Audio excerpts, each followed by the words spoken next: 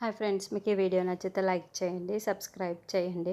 రోహిణి విషయం మొత్తం తెలిసేసరికి సత్యం బయట పెట్టద్దని బాలు అయితే విషయాన్ని బయట పెట్టాలి అని ఎన్నిసార్లు ప్రయత్నించినా కూడా సత్యం ఎక్కడికక్కడ అడ్డుకుంటూనే ఉంటాడు. అలా అడ్డుకోవడంతో బాలు బయట పెట్టలేక తనలో తానే దాచుకుంటూ బాధపడుతూ ఉంటాడు. ఇంకెలా ఉండగా శృతి ఒకరోజు డబ్బుల దగ్గరకు డబ్బింగ్ కోసం వెళ్తుంది. ఆ వెళ్ళేలోపు ఆ డబ్బింగ్ అయిపోతూ ఉంటుందో, ఏమైనా పని ఉంటే చూసుకో అమ్మ శృతి, ఈరోజు మాత్రం వర్క్ లేదు, ఇంకా రావాల్సినవి ఈ డైలాగ్స్ రాలేవు అని చెప్పగానే సరే అండి, ఏదైనా అర్జెంట్ వర్క్ ఉంటే కాల్ చేయండి, నేను మా అమ్మ వాళ్ళ ఇంటికి వెళ్ళొస్తాను అని చెప్పగానే సరే అమ్మ అని చెప్పేసరికి శృతి కాస్త డబ్బింగ్ స్టూడియో నుండి బయటికి వచ్చేసి రవికి ఫోన్ చేస్తుంది. ఫోన్ చేసేసరికి రవి సరే శృతి జాగ్రత్తగా వెళ్ళిరా అని అనగానే నువ్వు రావా అని చెప్పేసరికి నేను రాను, నేను ఇక్కడ వర్క్లో ఉన్నాను, నీకైతే సెలవు ఇచ్చారు కానీ నాకు ఇవ్వరు అని చెప్పేసరికి సరే అని చెప్పేసి శృతి బయలుదేరి వెళ్తూ ఉంటే రోడ్డు మీద మాణిక్యం నడుచుకుంటూ వెళ్తాడు. మాణిక్యాన్ని చూసి ఇదేంటి, రోహిణి వాళ్ళ మలేషియా మామయ్య కదా, మరి అతనేంటి ఆ రోజే హడావిడిగా వాళ్ళ నాన్న ఆవిడ ఒంట్లో బాగాలేదని చెప్పేసి వెళ్ళిపోయాడు కదా, మరి ఇప్పుడేంటి ఇక్కడ ఉన్నాడు, పైగా రాజమండ్రిలో ఇక్కడ ఏం చేస్తున్నాడు అని చెప్పేసరికి మాణిక్యం గారు అంటూ ఏమ్మా శృతి, మీరేంటండి ఇక్కడ ఉన్నారు అని చెప్పేసరికి నేను ఇక్కడ ఉండటం ఏంటమ్మా, మాది ఇక్కడే కదా అని చెప్పేసరికి మీది మలేషియా కదా అని చెప్పగానే మలేషియా మామయ్య నా క్యారెక్టర్ పేరమ్మా, నాది మలేషియా కాదు, మాది మందపేటే, మా అమ్మ వాళ్ళ ఊరు, పని మీద ఏదో ఫంక్షన్ ఉందని చెప్పేసి ఇక్కడికి వచ్చాను అని చెప్పేసరికి మీది క్యారెక్టర్ పేరు మలేషియా మామయ్యనా, అంటే మీరు ఏం మాట్లాడుతున్నారో నాకు అర్థం కావటం లేదు, ఏంటమ్మా నీకు అర్థం కాకపోవడం ఏంటి, నువ్వు శృతి క్యారెక్టర్లో బాగా నటించావు కదా అని చెప్పేసరికి శృతి క్యారెక్టర్లో నేను నటించడం ఏంటి, మీ క్యారెక్టర్ పేరు మలేషియా అంటే ఏంటి, రోహిణి మీకు ఏమీ చెప్పలేదా ఏంటి, నాకు సీక్రెట్ కెమెరాలు ఉన్నట్టే మీకు కూడా సీక్రెట్ కెమెరాలు ఉన్నాయా, అయినా మీరు చెప్పకుండా ఏమీ షూట్ చేయలేదే, అసలు మీరు ఏం మాట్లాడుతున్నారో నాకు అర్థం కావటం లేదు, అదేనమ్మా రాజమౌళి మహేష్ బాబు సినిమా తీస్తున్నారు కదా, దానికోసమే కదా ఆడిషన్ కోసం వచ్చారు అని చెప్పేసరికి అంటే అక్కడ మీరు షూటింగ్ జరుగుతుందని వచ్చారా, అంటే మలేషియా నుండి రాలేరా అని చెప్పగానే షూటింగ్ కోసం మలేషియాకు వస్తారా ఏంటమ్మా, షూటింగే నా క్యారెక్టర్ పేరు మలేషియా మామయ్య అని చెప్పింది, నేను మలేషియా వచ్చినట్టు అక్కడ నటించమని చెప్పి అలాగే నటించాను అని చెప్పేసరికి శృతికి మొత్తం అర్థమవుతూ ఉంటే అతను నిజంగానే మలేషియా వచ్చేసిన రోహిణి వాళ్ళ మామయ్య కాదన్నమాట, క్యారెక్టర్ ఆర్టిస్ట్ అన్నమాట, జూనియర్ ఆర్టిస్ట్ను తీసుకువచ్చి మలేషియా మామయ్య అంటూ ఇంట్లో వాళ్ళందరినీ బాగానే నమ్మించింది శృతి అనుకుంటూనే, అసలు శృతి ఇలా ఎందుకు, రోహిణి ఇలా ఎందుకు చేసింది, రోహిణినే నిలదీసి అడుగుతాను, అవును రోహిణి పార్లర్ ఇక్కడ ఎక్కడో ఉండాలి అని రవి చెప్పారు కదా, రవికి ఫోన్ చేస్తుంది మళ్ళీ, ఫోన్ చేసేసరికి ఏంటి శృతి ఇంకా వెళ్ళలేదా అని అనేసరికి అది కాదు రవి, రోహిణి వాళ్ళ ఎక్కడుంది అని చెప్పేసరికి పలానా ఏరియా అని బాలు అన్నయ్య చెప్పాడు అని చెప్పేసరికి సరిగ్గా అక్కడికి వెళ్ళి చూస్తే అదేంటి ప్రభావతి పార్లర్ అని అన్నావు కదా, ఇక్కడ వచ్చేసరికి గ్రీన్స్ పార్లర్ అనే పేరు మార్చారా ఏంటి, సరేలే వెళ్ళి అడిగితే తెలిసిపోతుంది అని చెప్పేసరికి పైకి వెళ్ళి రిసెప్షన్ దగ్గర రోహిణి ఉన్నారా అని అడుగుతూ ఉంటుంది, మీరెవరు అని వాళ్ళు అనగానే తను నా తోటి కోడ, ఈ పార్లర్కి పేరు ఎప్పుడు చేంజ్ చేశారు అని, ఆయన ప్రభావతి పార్లర్ కదా ఉండేది, మరి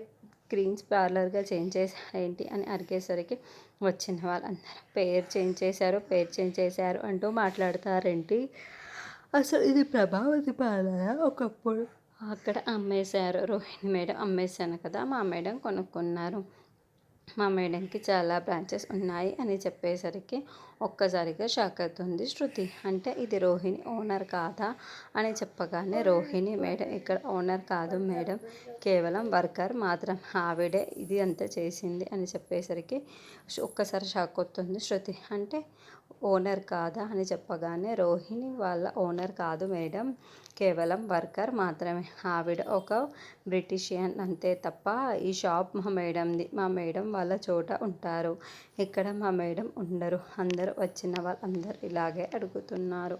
మిమ్మల్ని ఎవరు అడిగారు అనగానే, మొన్న ఎవరో క్యాబ్ డ్రైవర్ వచ్చి అడిగాడు. అడిగితే అతనికి చెప్తే అతని ఫోటో కూడా తీసుకున్నాడు. ఏంటో ఈ పేరు ఫోటో ఎందుకు తీసుకున్నాడో అర్థం కావలేదు అని చెప్పేసరికి, ఖచ్చితంగా బాలు అయి ఉండాలి. బాలుకి నిజం తెలిసిన ఎందుకు బాలు నిజం పెట్టలేదు బయట. ఏదైనా సరే ఎంత తెలిసినా అయినా ఖచ్చితంగా బయట పెట్టే బాలు ఎందుకు పెట్టలేడు. నేనైతే ఖచ్చితంగా బయట పెడతాను. రోహిణి ఇంతమందిని మోసం చేస్తుంది అంటే నేను ఎలా చూస్తూ ఊరుకుంటాను. శృతి ఇంటికి వస్తూ ఉంటుంది. ఆంటీ ఆంటీ అని చెప్పగానే, ఏంటమ్మా శృతి అప్పుడే వచ్చేసావా, డబ్బింగ్ అయిపోయిందా ఏంటి అనగానే, డబ్బింగ్ అయిపోయిందా ఆంటీ, నేను మా అమ్మ వాళ్ళ ఇంటికి బయలుదేరాను. మధ్యలోనే నాకు మలేషియా మాణిక్యం కనిపించారు అనగానే, మలేషియా మాణిక్యం ఏంటి? అదే ఆంటీ రోహిణి వాళ్ళ మామయ్య అని చెప్పేసరికి, అతను నీకెందుకు కనిపిస్తాడమ్మా, అతను ఆ రోజు హెల్త్ బాగాలేదని మలేషియా వెళ్ళిపోయాడు కదా అని చెప్పగానే, అసలు అతను మలేషియా నుండి వస్తే కదా మలేషియా వెళ్ళిపోవడానికి, అతను జూనియర్ ఆర్టిస్ట్, అక్కడ జరుగుతుంది షూటింగ్ అని చెప్పి రోహిణి తీసుకొని వచ్చిందంట. మలేషియా క్యారెక్టర్లో తను ఇన్వాల్వ్ అయిపోయి యాక్ట్ చేశాడు. చెప్పేసరికి, ఏం మాట్లాడుతున్నావో అర్థం కావలేదు శృతి అని చెప్పేసరికి, అర్థమైనట్టు చెప్తాను అని చెప్పేసరికి మొత్తం వివరిస్తూ చెబుతూ, ఏంటి రోహిణి వాళ్ళ మామయ్య మలేషియా నుండి రాలేదా, మండపేట మటన్ షాప్ నుండి వచ్చాడా అని చెప్పేసరికి, అవునండి, అది జూనియర్ ఆర్టిస్ట్ నటించడానికి తీసుకొని వచ్చింది, అందుకు ఎక్కడ బయటపడిపోతుందో అన్న భయంతో సడన్గా పంపించేసింది. అతను ఉండని రోజులు మేక మాంసం అంటూ మాట్లాడారు కదా, అప్పుడే నాకు అనుమానం కలిగింది. బాలు కూడా అనుమానపడ్డాడు. కానీ నిజం బయటకి రాకుండానే తను వెళ్ళిపోయాడు. అదే కదా అంటే రోహిణి ఎప్పుడో పార్లర్ అమ్మేసిందంట. వాళ్ళకి మీ పేరే లేదా అంటే, ఏదో వేరే పేరు మార్చేశారు ఆంటీ అని చెప్పగానే, ఏంటి శృతి ఏం మాట్లాడుతున్నావు, పార్లర్ నా పేరు మీద లేకపోవడం ఏంటి, మొన్ననే కదా రోహిణితో మాట్లాడాను, నా పేరు మీదే ఉందని చెప్పింది అని అనగానే, రోహిణి మిమ్మల్ని మోసం చేస్తుంది ఆంటీ, అందుకే మిమ్మల్ని పార్లర్కి రావద్దని చెప్పింది. రోహిణి మిమ్మల్ని మోసం చేసి పార్లర్ ఇంకా తన పేరు మీద ఉందని అనుకుంటుంది, కానీ తన పేరు మీద లేదు. పార్లర్ ఎప్పుడో అమ్మేసిందంటే ఆ పార్లర్కి పేరు కూడా మార్చేశారు. ఈ మాణిక్యం కనిపించేసరికి నేను రోహిణి దగ్గరికి వెళ్ళి నిలదీద్దాం అనుకునేసరికి, పార్లర్ అమ్మేసిన విషయం తెలిసిందాంటి అని చెప్పేసరికి ఒక్కసారిగా ప్రభావతి షాక్ అవుతుంది. నువ్వు చెప్పేది నాకు అసలు నమ్మశక్యంగా లేదు అని చెప్పగానే, అంటే నేను అబద్ధం చెబుతున్నాను అని మీరు అనుకుంటున్నారా అని అనగానే, అది కాదు శృతి, నువ్వు అబద్ధం చెప్పే మనిషివి కాదు అని నాకు తెలుసు అని అనగానే, మరి నేను ఎందుకు అబద్ధం చెబుతాను అంటే, నాకు అబద్ధం చెప్పవలసిన అవసరము లేదు. రోహిణి పార్లర్ అమ్మేసింది, అది మీరు తెలుసుకోవడం మీకు మంచిది అని చెప్పి శృతి చెప్పేసరికి, ఇంకా రోహిణి కొంచెం సాయంత్రం అయ్యేసరికి రోహిణి వస్తూ ఉంటుంది. రోహిణి వచ్చేసరికి, రోహిణి అని అనగానే, రోహిణి చెప్పండి ఆంటీ అంటూ, నువ్వు పార్లర్ అమ్మేశావా అని ప్రభావతి అడుగుతూ ఉంటుంది. ఒక్కసారిగా షాక్ అవుతుంది. నేను పార్లర్ అమ్మేయడం ఏంటి అంటే, నువ్వు పార్లర్ అమ్మలేదా, నువ్వు పార్లర్కి పేరు మార్చలేదా, నేను స్వయంగా పార్లర్కి వచ్చి మరీ తెలుసుకున్నాను, నువ్వు పార్లర్ అమ్మేశావు అని. అదే కాదు, మలేషియా మామయ్య కూడా కనిపించాడు అని చెప్పేసరికి ఒక్కసారిగా రోహిణి షాక్ అవుతుంది. అంటే నా గురించి నిజం మొత్తం బయటకు వచ్చేసినట్టుంది అని చెప్పి కంగారు పడుతూ ఉండేసరికి, రోహిణి కోటీశ్వరాలు కాదు ఆంటీ, లేకుంటే మలేషియా నుండి వాళ్ళ మామయ్యని నాన్నని తీసుకోవడం మానేసి ఒక క్యారెక్టర్ ఆర్టిస్ట్ ఎందుకు తీసుకొని వచ్చింది అంటే, వాళ్ళ నాన్న మలేషియాలో లేడు, మలేషియాలో ఉన్నాడు అని అబద్ధం చెబుతుంది. అది అబద్ధం అని కాదు, నిజం అని చెప్పి, ఇప్పటికిప్పుడే వాళ్ళ నాన్నకు ఫోన్ చేయమనండి, వీడియో కాల్ చేసి ఎక్కడున్నా మాట్లాడమని చెప్పండి. అంత తండ్రులు బిజీగా ఉన్న కూతుర్లు ఫోన్ చేసినప్పుడు ఖచ్చితంగా ఫోన్ లిఫ్ట్ చేస్తారు. ఒక్కసారి కాకపోతే ఒక్కసారైనా లిఫ్ట్ చేస్తారు. నేను వచ్చినప్పటి నుండి రోహిణి ఎప్పుడు మా నాన్న ఓల్డ్ ఊర్లో ఉన్నారు, మా నాన్న బిజీగా ఉంటాడు అంటూ కహానీలు చెప్పిందే తప్ప చెప్పలేదు అని చెప్పేసరికి, అవునమ్మా నాకు కూడా ఇదే అనుమానం వచ్చింది అంటూ బాలు తగులుకుంటాడు. అరే బాలు, నువ్వు నోరు మూయరా అని చెప్పేసరికి, సరే నాన్న అని చెప్పేసి నోరు మూసేస్తాడు బాలు. చెప్పమనండి అండి, ఇప్పుడే ఫోన్ చేసి చెప్పమనండి, వాళ్ళ నాన్న గనక మలేషియాలో డిస్కస్ చేస్తూ ఉంటే ఫోన్ చేయమనండి వాళ్ళ మామయ్య ఉంటే మామయ్యని తీసుకొని రావాలి కదా. మరి జూనియర్ ఆర్టిస్ట్ ఎందుకు తీసుకొని వచ్చింది అంటే మామయ్య లేరా, మామయ్య అబద్ధం అంటే నాన్న కూడా అబద్ధమే కదా.